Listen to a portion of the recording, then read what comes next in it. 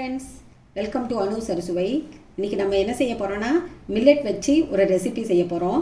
Little millet pulao பண்ண போகிறோம். இன்றைக்கி மில்லட்டில் நான் எடுத்துருக்கிறது வந்து வரகரிசி எடுத்திருக்கோம். இந்த வரகரிசி வச்சு உப்புமா பண்ணலாம், மற்றதெல்லாம் பண்ணி நம்ம சாப்பிட்லாம். சாதாரண அரிசி சாதம் மாதிரி லெமன் ரைஸ், கோகோனட் ரைஸ் அந்த மாதிரி சாப்பிடுவோம். ஆனால் இன்றைக்கி வந்து வரகரிசி வச்சு புலாவ் பண்ண போகிறோம். அது எப்படி செய்கிறது, அதுக்கு தேவையான பொருட்கள் பார்க்கலாம்.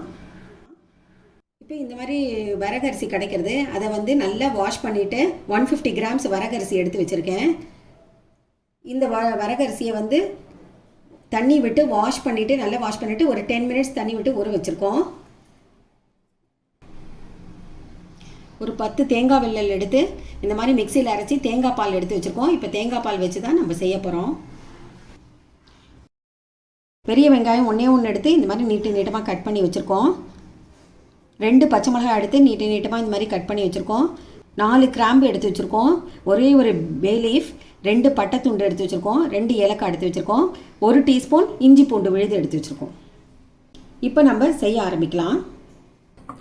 ஸ்டவ் பற்ற வச்சுக்கலாம். குக்கர் வச்சுருக்கேன். இதில் காயட்டும். 1 டீஸ்பூன் நெய் விட்டுக்கலாம்.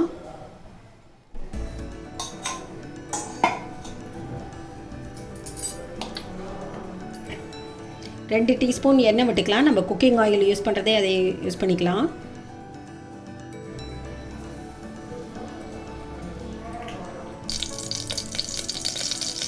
நம்ம எடுத்து வச்ச கிராம்பு போட்டுக்கலாம். ஏலக்காய் 2 போட்டுக்கலாம். 2 பட்டைத்தூள் எடுத்து வச்சோம், இதையும் போட்டுக்கலாம்.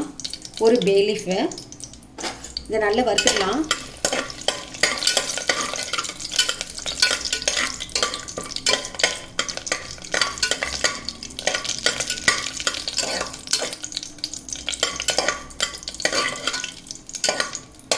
இப்போ நம்ம எடுத்து வச்ச 1 டீஸ்பூன் இஞ்சி பூண்டு விழுது சேர்த்துக்கலாம்.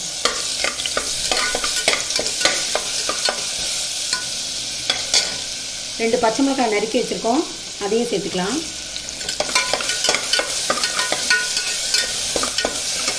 ஒரே ஒரு வெங்காயம் கட் பண்ணி வச்சுருக்கோம், அதையும் சேர்த்துக்கலாம்.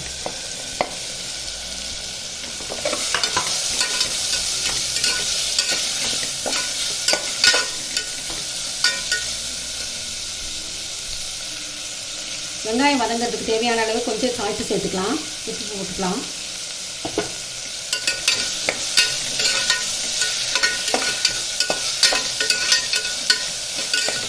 இஞ்சி பூண்டு விழுதும் வெங்காயமும் நல்லா பச்சை வாசனை போக வதக்கிக்கலாம். இதனால் ஒரு 5 மினிட்ஸ் வதக்கிண்டா போகிறோம். நான் வாசனைக்காக ஒரு 10 புதினா இலை எடுத்து வச்சுருக்கோம், இதையும் சேர்த்துக்கலாம்.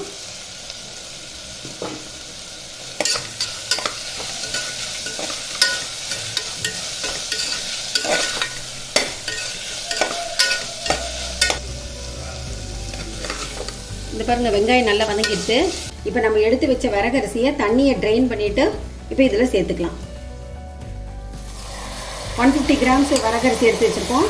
இப்போ அதை சேர்த்துக்கலாம்.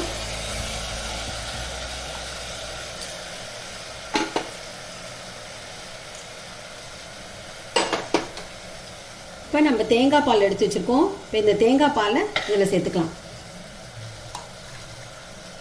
எந்த கப்பிட்டு எடுத்தோமோ அந்த அளவுக்கு, இது பாருங்கள் 1 கப் தேங்காய் பால் இருக்குது. இந்த தேங்காய் பாலை இதில் சேர்த்துக்கலாம்.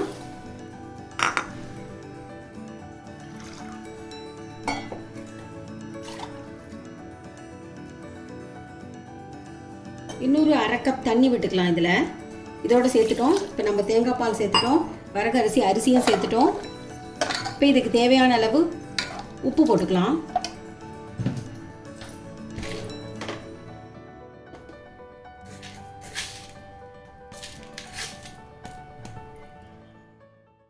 ஒரு 1/2 டீஸ்பூன் கல்லுப்பு தான் போடுறேன். உப்பு சேர்த்துக்கலாம், சால்ட்டு சேர்த்துக்கலாம். நம்ம எல்லாமே போட்டுட்டோம்.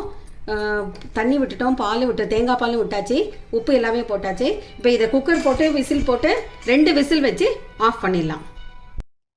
இப்போ நம்ம 2 விசில் விட்டு குக்கர் சவுண்டு அடங்கியாச்சு. இப்போ திறந்து பார்க்கலாம்.